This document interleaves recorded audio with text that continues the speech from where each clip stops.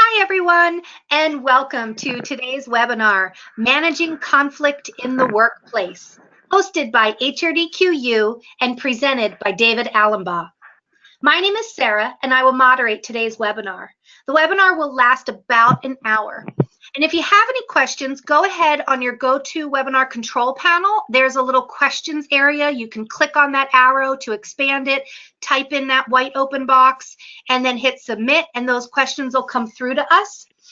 We have a lot of content today to get through, so we'll answer those questions either as we're going or we'll answer them after the session by email. But definitely don't hesitate to send those questions in to us. Today's webinar content is from our self-assessment and our workshop, Conflict Strategies Inventory. If you are interested in delivering this training within your organization, please contact HRDQ. And welcome our presenter today, David Allenbaugh. Enjoying more than 20 years of sales and sales management experience, David has managed institutional level sales for domestic and international accounts. He is also an adjunct professor of business at Baker University, where his expertise includes 20 years of teaching MBA courses to working professionals, including organizational and marketing management. David also serves as faculty mentor for the development of new teachers. And as an HRDQ senior trainer, David's training style is focused on the how-to and not just the theory. This technique generates buy-in, accountability, and self-discovery to produce long-term results. Welcome, David, and thank you for joining us today. Well, thank you, Sarah. It's a privilege to be with you all today. And hello and welcome to all of you that have joined us on this webinar. We've got an interesting topic to talk about today, managing conflict. And quite frankly, as we'll look at here in this course, it's one that many of us might shy away from, or it's not something we welcome in the workplace. And yet, managing conflict is a learned skill, and it's a necessary tool to be successful in the business world. It's just a natural or normal part of our workday. So over the next 50 minutes or so, I'm going to introduce 5 unique approaches or strategies for dealing with and managing conflict at work. Then we will also examine when and how to make use of each of these strategies. And one of those in particular, the integrating strategy, we'll focus on as a best practice. Following that, then we'll explore the circumstances and the situations in which one of the other 4 strategies might be more appropriate to use. Certainly, as you can understand, that conflict is a situational experience in the workplace. And so we need to be armed with various techniques and tools with which we can address it. And then finally, we will look at a process that we can use to help others improve their conflict management skills. So we've got a busy session for you here today, and we'll jump right into the content. Conflict is something that we all have to deal with. And as I said a moment ago, many of us really wish we didn't. When we do encounter conflict, some of us might shy away from it. Others of us will grab it by the horns and deal with it head on. But quite frankly, conflict can make some of us feel uncomfortable. Our own personalities can dictate how we respond to it. And some people will seem much better at handling conflict than we do. So people understandably can develop an aversion to conflict, or as we said, to shy away from it. And even organizations have come to look upon conflict in an unfavorable manner.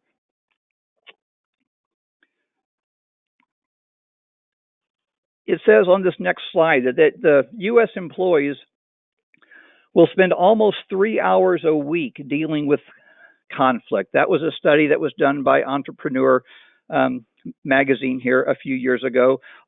Often the traditional view of conflict that we find is that people see it as a productivity drain. right up there with other notable productivity killers like absenteeism, for instance. But unlike absenteeism, which of course can be easily measured, conflict and its effect on employee retention, employee engagement, the stress that we feel in the workplace, productivity and performance is not so easily understood. But there are studies that have been carried out that help us quantify the cost of conflict at work. One 2008 study, for instance, that we note above, that revealed that workers on average will devote almost 3 hours a week to dealing with conflict. That's a pretty fair amount of our time. Equivalent to 385 million working days. So, as we'll see here in this course, in this webinar today, the time spent dealing with conflict is not necessarily lost time. So certainly there are some negative connotations, some negative outcomes, and we'll address those. But there are also ways to make conflict work for us as we manage it effectively. But when we're not managing conflict properly, then some percentage of this number, this 385 million working days, some percentage of that, will result in lost productivity. The majority of employees will experience conflict within their own team or between other teams or departments in their own workplace. And it'll happen on a somewhat regular basis. As many as 81% of employees experience conflict at work, according to one study. That's most of us. We're going to experience conflict on a regular basis. So prevalent, in fact, is conflict in the workplace that it almost seems the only way you can guarantee not to come into conflict is to try to avoid other people altogether. And we know that isn't a very workable solution for most of us. As employees engage in conflict, supervisors then are required to manage and mediate between those parties in conflict. A study back in 2005 revealed that managers will devote as much as 2 days a week or up to 40% of their time resolving conflicts of one sort or another. It doesn't seem like a very profitable use of our time when we're having to mediate and manage in between folks who are dealing with conflict. So with all of this time being spent on conflict, what does this mean for our workplace? Well, certainly, as you can see on this page, there are some negative outcomes that we have to be aware of. Let me pause a moment just to ask a question. Did any of you wake up this morning hoping that you'll experience some conflict today? Probably not, and for good reason. There are some genuinely negative outcomes that do flow from conflict when it's ill-managed or not addressed at all. Consider some of these outcomes listed here. Now you'll notice that I've got trust at the very top of this list, as of course this is foundational to healthy working relationships. And I think we would all agree with this. Conflict, though, can easily unravel that trust that people have in each other or in the organization, for which they work. People also feel inclined people really feel less inclined, is what I'm trying to say, to cooperate when they are in conflict with each other. And when taken to extremes, conflict can lead to increased stress and all of the associated negative effects that we all know comes along with that added stress. Conflict can also lead to delays, missed deadlines, poor decisions, misuse of resources, and if it becomes too intense, conflict can even cause people to seek alternative employment. So as we work through this concept today, this discussion on conflict management. We want to find ways to deal with it more effectively. We want to find ways to manage the process, not so it drives others away or drives ourselves away, but allows us to deal with it in a more productive manner. So as you review that list again, what's missing from this list? In your experience, what are some other negative consequences of conflict that maybe you've personally experienced at work? Take a moment and jot those down, because certainly as we go through this webinar today, I want you thinking of how these techniques can personally help you overcome the types of conflict that you're dealing with. And we'll move on to the next slide then.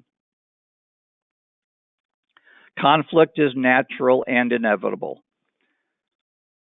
It's just a part of our lives. It's a part of our workday.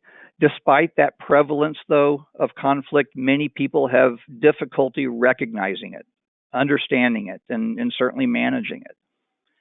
And despite the obvious negative impacts that we've considered, might there also be some benefits to conflict? We'll certainly look at that here. Instead of trying to avoid or eliminate conflict, we now try to understand how to handle it and under what circumstances that it can be beneficial to us.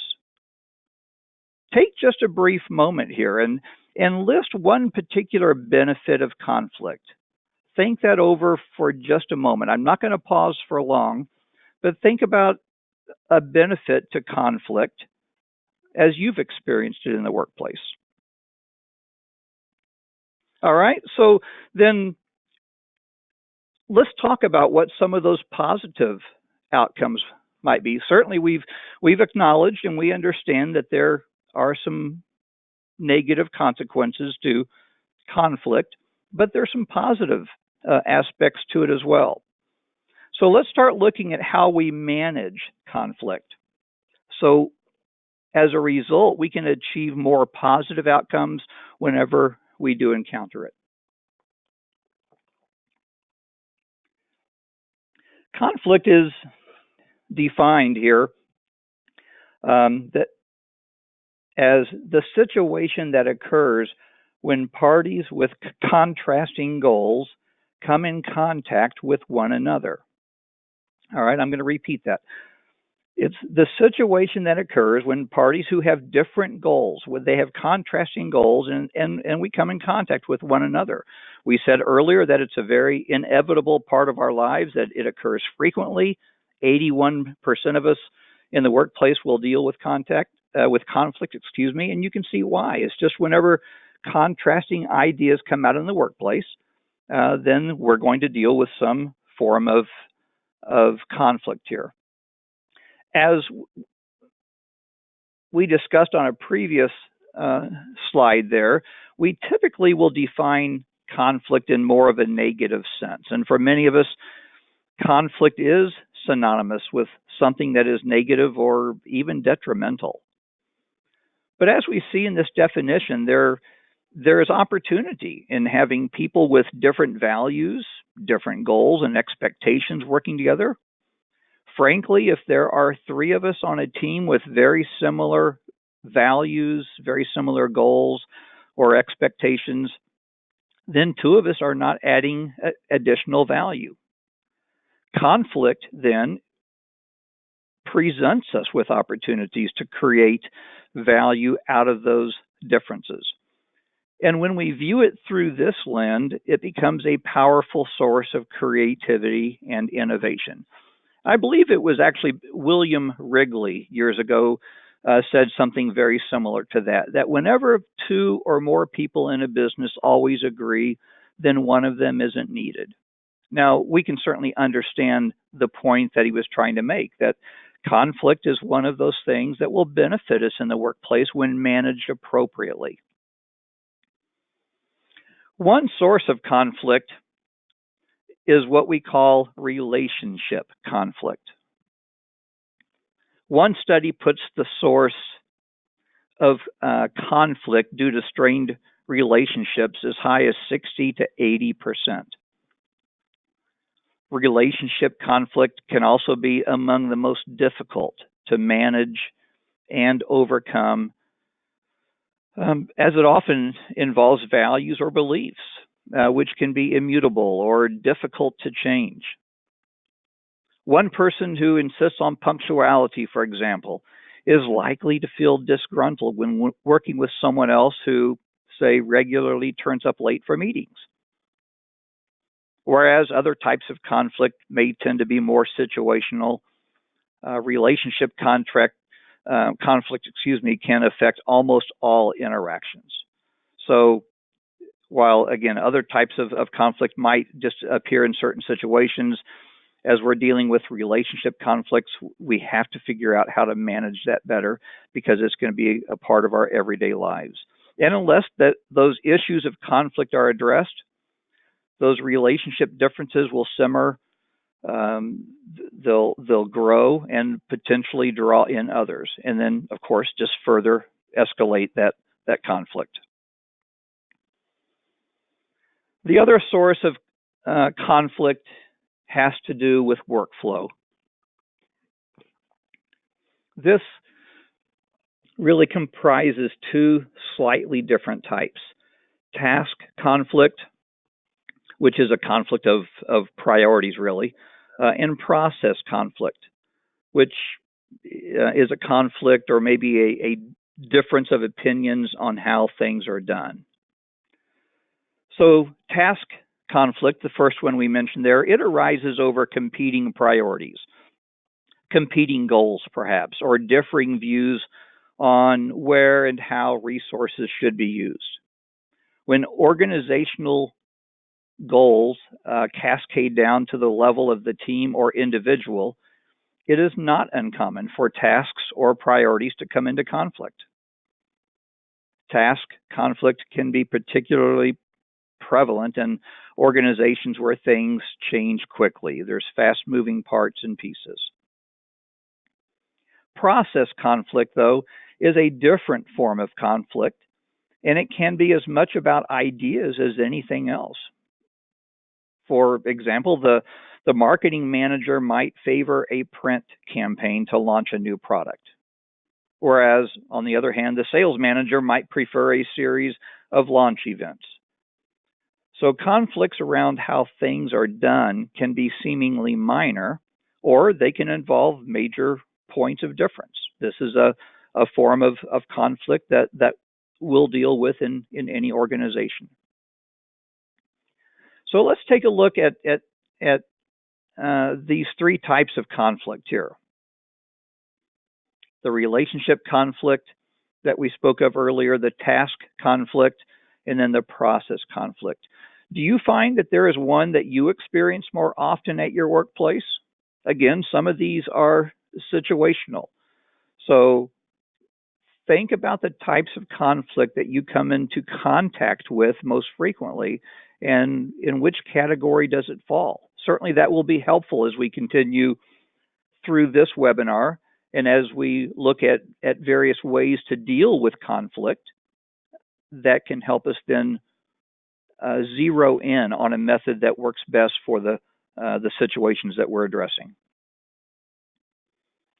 Most modern theories of conflict are based on Robert Blake and Jane Mouton's research on conflict management back during the 1960s. So this has been well researched over the years. Blake and Mouton certainly were some pioneers in this.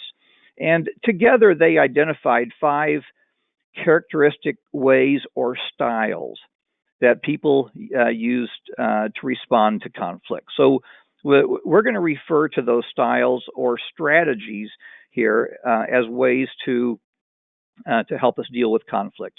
Those 5 strategies then are forcing. The second one is withdrawing. The third one is smoothing. The fourth one is compromising. And finally, problem solving. And those are based on an individual's degree of concern or focus for production or task. So as you can see on the slide there, whether it's on the y-axis or the degree of concern for people on the x-axis. HRDQ's conflict strategies model is a modified version of Blake and Mouton's conflict grid. We use the terms, as you'll note here on this slide, competing. We use the term competing rather than forcing.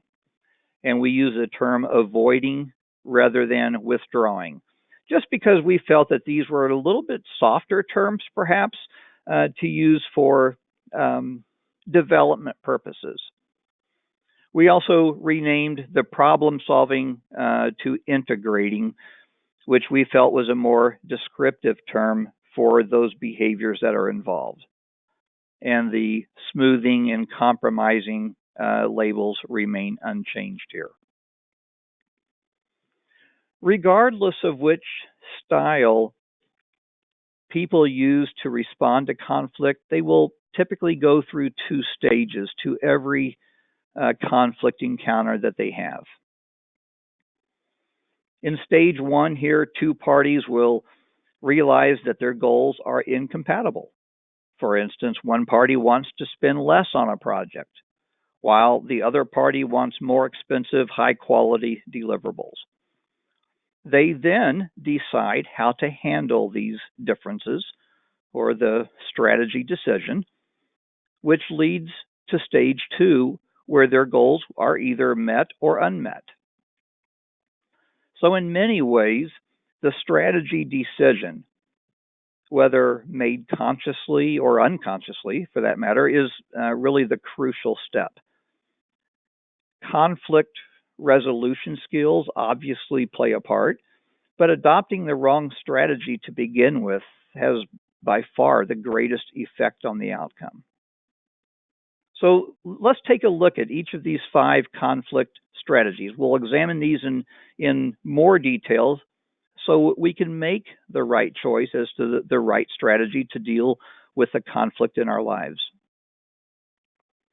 Avoiding is the first one here that we'll look at. And this refers to when one party ignores their own goals by steering clear of the conflict, just trying to avoid it altogether. Avoiding is really the complete lack of engagement here in the conflict. For instance, person B here wants lower costs, but chooses not to vocalize this expectation. They don't speak up about it. And in doing so, they concede their position entirely, leaving that goal unmet, while person A has his or her goals fully met. So that's the avoiding strategy, if you will.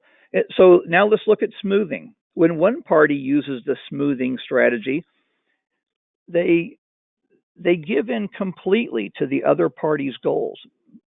But unlike the avoiding strategy, smoothing involves engaging in the conflict, but then results in simply foregoing one's original goals or expectations in favor of supporting the other person's goals.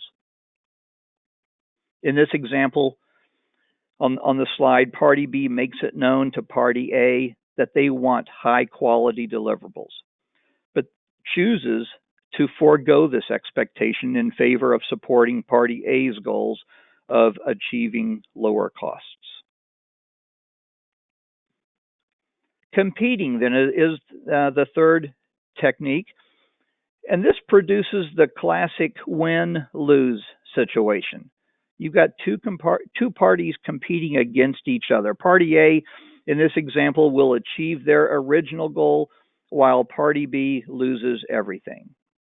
The outcome is the same, really, as avoiding and smoothing, the last two that we talked about, but both parties stand their ground until one emerges as the winner. And of course, one emerges as the loser. So then let's look at what the compromising strategy offers us. It creates a solution that includes pieces of the party's original goals.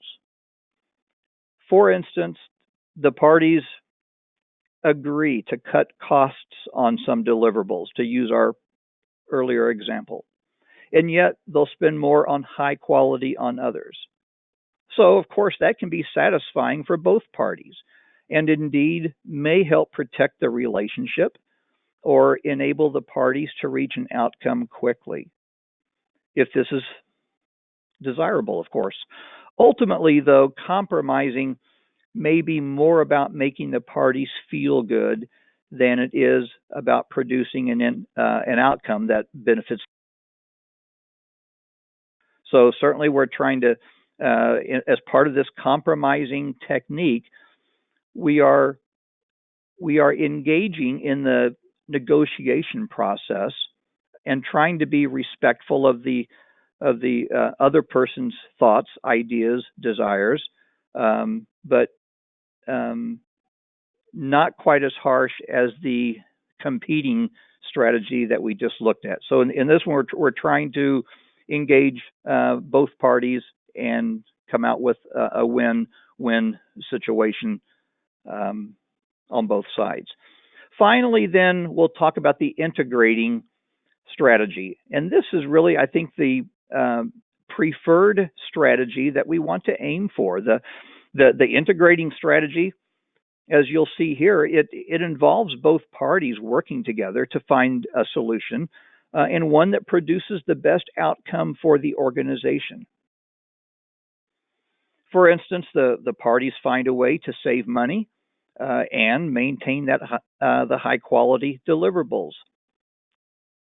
Integrating has significant benefits over the other conflict strategies we've addressed, and I think those are becoming more obvious here.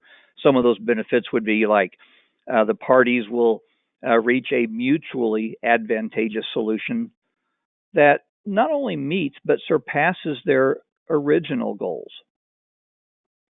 Their solution has a long-term focus and it benefits the organization as a whole, not just one party or the other. Certainly not a win-lose situation here. And by resolving the conflict in a more positive and even collaborative manner, the parties maintain a strong relationship and they set the tone for future issues to be handled then in a similar way. So, should integrating always be your go-to method of conflict resolution? It might seem like integrating is the prescribed cure-all for conflict situations. Is that really the case? Should integrating always be that go-to method as it states on the slide here? Well, let's look at each of those strategies that we've discussed and talk about how and when each of these might be best employed. So when to use the avoiding strategy. This strategy is usually most effective because the conflict remains even if you aren't dealing with it. And I think I may have just used the word effective, and I was meaning to say that avoiding is going to be more ineffective because that conflict's still going to be there, regardless of how the situation turns out. The conflict will still be there. However, it's likely that there will be some situations in which the conflict is trivial or it just simply cannot be resolved. And so avoiding can help prevent some unnecessary problems. So we may find certain situations where using an avoiding strategy is appropriate in some limited opportunities. When do we use the smoothing strategy? The smoothing strategy here may create the impression that the smoother, the person using that strategy, is easily persuaded, and in the long run that their ideas may not be taken seriously. If they're not standing up for what they believe in, or if it appears that way, then that could perhaps jeopardize their reputation. However, smoothing can sometimes really be the key strategy to use in order to move beyond the conflict at hand to discuss other issues, perhaps more important issues. In other words, a small loss today in favor of a bigger gain tomorrow. When to use the competing strategy. So you'll remember this is often the win-lose strategy that we referred to previously. Competing is rarely a productive strategy for dealing with conflict because it just doesn't create those healthy long-term relationships. However, it can be an appropriate strategy if there is no long-term relationship involved, or if one party's goals demand immediate attention. Conflicts that arise during these one-off negotiations may benefit from adopting a competing strategy. So as we're working through each one of these, I hope what you're seeing is that indeed there are 5 strategies for dealing with conflict, and there may be very unique situations where each of these can be applied. So, as you think about the types of conflict that you're dealing with, then hopefully understanding each of these strategies can help you determine the best way for overcoming those conflicts. The compromising strategy then is one that people often adopt when there's a need to move forward quickly.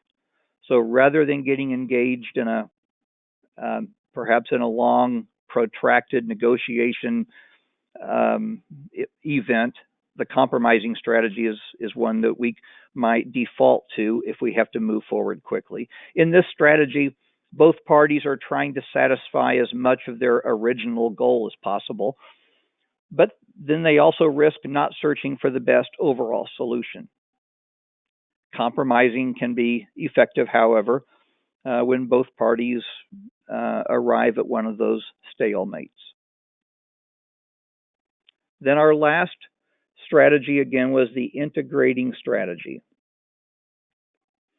Although each of these 5 strategies are appropriate in different situations, research will indicate that in general, integrating is the most beneficial strategy because it's focusing on problem solving and collaboration. It's not just giving in as we might do. We might give up on some important things in the compromising. It's not the win-lose strategy that we discussed with competing, but rather we're looking out for what the best solution is for all involved. It's also an effective strategy for dealing with conflict because really it frames the conflict in terms of what is best for the organization. And it protects the parties' relationship as well. It's challenging though because it can take time for the best solution to emerge. I've got a personal example here of this integrating strategy that I'll share briefly. And back in the early part of my career, I used to attend a business conference each year, as did another colleague of mine from my same work team. But one year we were told that budgets were tight and only one of us would be able to attend. Well, we both immediately went into compete mode, and we saw attendance at this conference as a status symbol and felt that once we gave up going one year, we would unlikely be able to go again. And so neither one of us really wanted to give in at first. As we discussed our respective goals and outcomes from the conference from past years, over the next few days as we talked it over, we really came to the realization that neither of us gained that much from the event. We went because that's what managers from our company always did. And truthfully, we enjoyed the travel, but that was a personal gain.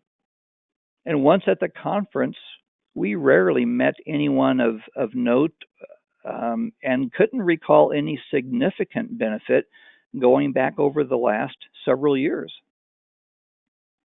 So a compromise solution might have resulted in my colleague and I alternating attendance each year. That could have been one solution. But there could have been some lingering resentment among us.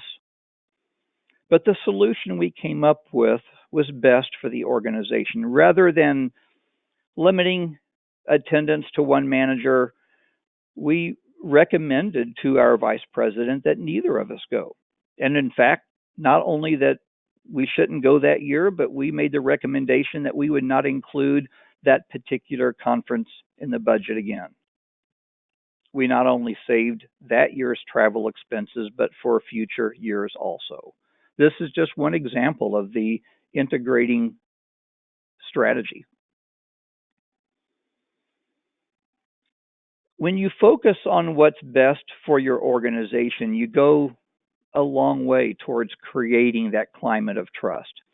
And as you look at those bullet points on the slide here for integrating that climate of trust, we said earlier that's really a foundation for relationships. And the integrating strategy allows us to maintain each other's interests, and while building trust in others that we're working with and around, that we're looking out for the best interests of the organizations and not for selfish gain. When you can see the conflict even from other sides, in other words, put yourself in somebody else's shoes, then you're able to surface and really clarify thoughts and feelings. Improved communication, that third point there.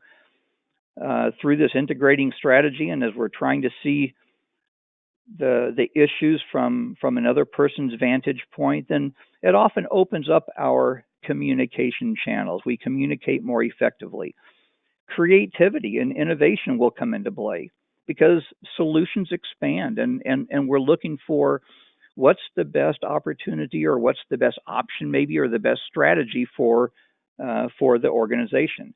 And ultimately, we remove then many of the impediments or roadblocks to efficiency. So increased efficiency and productivity are certainly a desirable result of the integrating strategy. How do we become more adept at integrating? How do we begin? The key to making conflict work for us rather than against us is to recognize the value in other people's view and to reframe the conflict in terms of positive benefits to the organization. These are the foundations for the integrating style. Another manager another well-known person in history that we think of that employed this integrating style was Henry Ford. Henry Ford was notorious for telling his employees he did not want a yes man working for him. He would rather have people disagree and point out other ways, other techniques, other solutions to at least make sure that the company was benefiting from the value that each person could bring to the table. So to become more adept at integrating, let's look at some techniques here. Some pointers are listed here. So to begin by being open and honest about your goals, your expectations, what you're trying to accomplish, and invite the other party to do the same. Again, we want this to be a win-win type of a situation. So we want the other party looking out for, from their view, what the best interest is for the organization as we're doing the same thing. Look at the big picture. What would be the best outcome for the organization, regardless of what you want and what the other party wants? So what is best for the organization? Articulate your goal and listen to the other parties. Stay calm and non-defensive. Now, this is a tough one. I'll have to admit. when we think our ideas or our viewpoint may be discounted, it's hard not to get defensive or to want to stand up for our own ideas or our own thoughts. But to fully employ this integrating strategy, we have to be willing to step back, to stay calm, and to try to keep the emotion out of it. And by doing so, it often will inspire the other party to do the same thing, to adopt a similar mindset, and set the stage for better problem solving and better collaboration. Asking questions to make sure that you fully understand that other person's goals and values. Put yourself in their shoes, as we said earlier. Try to view the conflict from their perspective. Reframe the conflict as an opportunity to improve something, be it a process or if it's a structure or relationship. And then similarly, view the other party as a partner in solving a problem rather than as an adversary. So these points help us understand that we don't want to be in that competing strategy when we're looking for a way to do what's best for the organization. Look at the challenges, at the problems from the other party's point of view. Try to put ourselves in their shoes. Let's look at 5 steps here. Step 1 is our first step here in changing our really the conflict handling skill set, how we address conflict in our day-to-day lives. A useful first step here would be to identify first your conflict management style, to acknowledge what your typical or go-to style would be.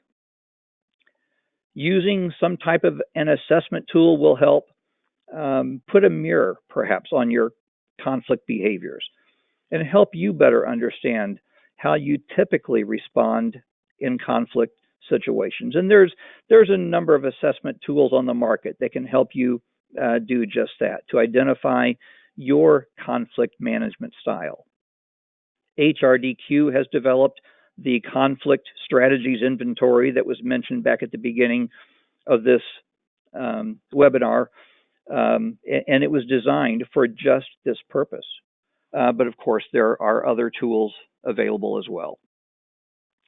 So our second step then is, once we've identified or we're at least examining what our own style is, then we want to examine where our style is working and where it doesn't. We may have some habitual types of scenarios that cause you to default to one style more strongly. It may be more of your go-to style because of what is the typical conflict that you're dealing with. So there are, certainly will be situations where that style works well, and there's going to be situations where perhaps it's less effective. So step number 2 helps us to begin to identify those strengths and weaknesses of the style that we most often use. Step 3 then says to identify common conflict encounters and then think about which conflict strategy is appropriate to use. So once we have a little better understanding of our own style, our own strategy of dealing with conflict, then to examine what is typical for us. What are some of the typical conflict events that take place in our day-to-day work life? Then we can identify which conflict strategy might be most likely to result in an optimal outcome. So we're starting to understand our style. Now we're beginning to look at some of the more common types of conflict that we deal with at our workplace, and then we can in that calm and rational manner, we can begin to look at these 5 strategies and determine which one might work best. So this process then leads us to the next developmental step. Step 4 here is to determine what you will do differently. What can you do? This might be similar to what we refer to as a gap analysis, identifying what changes to your own conflict management approach. That's a major step in becoming more adept at managing conflict. So as we're willing to be honest with ourselves, be willing to examine our own processes, and our go-to strategy, if you will. Now we can begin to look at where the shortcomings are and what we might do differently.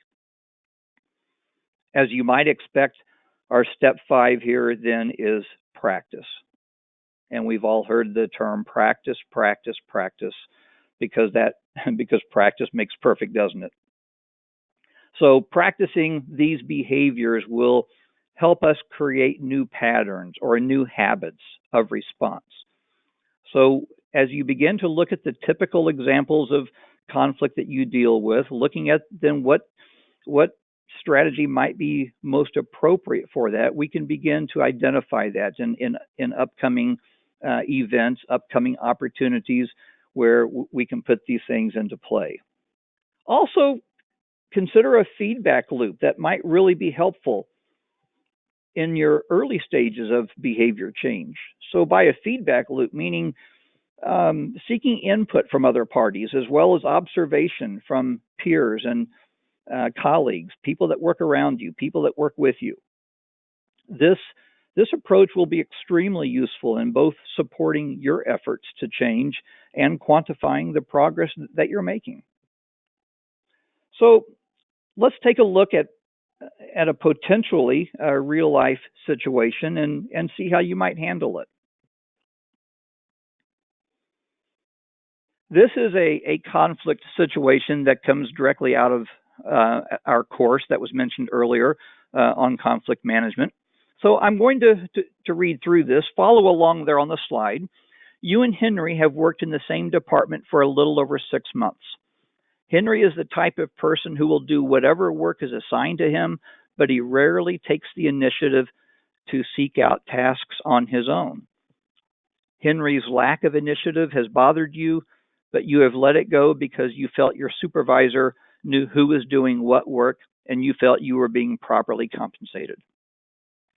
Recently, however, your company has decided to institute a bonus system to reward high-performing groups. Everyone in your group will receive an equal bonus. You think this decision is unfair. As far as you are concerned, Henry will be rewarded for your hard work. You've heard Henry say that he thinks this system is great. He'll get more money and he doesn't have to work any harder. Because there is no assigned supervisor for each departmental group, the only person you can go to is the manager of your entire department. And you know that she believes strongly in this new reward system. So let's consider this situation along with our some potential strategies and see how we might best deal with it. So we're going to look at 5 potential answers here. On this next slide, then some options are, A, would be to sit down with Henry and inform him of your views about his role in the group with regard to the new bonus system. You will ask if you or members of the department can do anything to help in his transition and the equal sharing of responsibility required by the new bonus system. And then together you will try to work out tasks and responsibilities with which he would be comfortable, and that would increase his contribution to the group. So that's the first option here. Option B is pull Henry aside and have a one-on-one discussion in which you will tell him that you're not happy with the new bonus system because you feel he hasn't put in the same effort in his job as you have. Then you'll inform him that you are willing to set the past aside as long as he agrees to become a greater contributor to the group. Option C is speak to Henry and tell him that since this new system has been adopted, he had better start being more of a team player and take some initiative, or you'll do everything in your power to get him replaced. Option D is accept the new system publicly, do the best job that you know how to do, and hope that you will eventually get noticed for doing a superior job. And our final option is E, request that you be transferred to another department where you know there is a better shared work effort. So as you look over these options, which do you see as being the most likely option for you? What would be your go-to option here as you think about this potential case? All right, well, I'm gonna move ahead and show you on this next slide how each of those responses fit into the five strategies that we've talked about today. So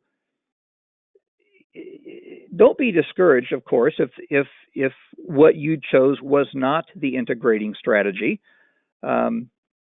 Remember that these are strategies; they're not innate or styles that we're just necessarily born with. This is a learned process, and through practice, we can become more integrating. So as you look through each of those answers and look through the label, just consider which ones seem to be the most obvious style to you or the most obvious strategy that would have made sense to you. We've talked a lot about conflict here in a relatively short amount of time. I think to wrap this up is to remember that conflict occurs when parties just have non-compatible goals. To remember that conflict is not always bad, and it's unavoidable. It's something we're going to deal with. Remember that slide from earlier. 81% of us will deal with conflict on a somewhat regular basis, and it doesn't have to be a bad thing. With strategies like what we've displayed here, these are ways or techniques to help us make the most out of the interactions that we have with our workforce. When you begin to support the idea that learning to manage conflict as opposed to resolving or eliminating it, that learning to manage conflict really can be leveraged, then you start to see the value and the gains for the individual, certainly for your team, and even more so for your organization. I hope these techniques and strategies that we've talked about today have been helpful as you consider the types of conflict that you're dealing with at work. I hope these strategies provide you with some more thoughtful, considered responses that can help improve the productivity of the entire team, create more of those win-win types of results. I want to thank each of you for joining us today and for your interest in learning to manage conflict in the workplace. And Sarah, I'll turn it back to you. Wonderful. Thank you so much, David. So much great information today. So for those of you, I know there's some new people on the line. So for those of you who are new to HRDQ, I just want to take a moment here to introduce us. If you do have any questions for David, go ahead and use your questions area on your GoToWebinar control panel. Type those in. We'll respond to those by email after the session. So go ahead and send those to us. And for those who are new to HRDQ, we publish research-based experiential learning products that you can deliver in your organization. So check out our online or print self-assessments that include classroom workshops like the foundation of our session today, which was the conflict strategies inventory. We also have up out of your seat games, our reproducible workshops that you can customize as well. So give a call over to our customer service team or check out our website. And if you need help delivering a training program, or you want one of our expert trainers like David to either deliver it for you or provide train the trainer services, we do offer that as well. So again, David, thank you so much for your expertise. It's always wonderful to hear from you. Sarah, it was certainly my privilege to join you today, and thank you for asking. And thanks everyone for participating in today's webinar. Happy training.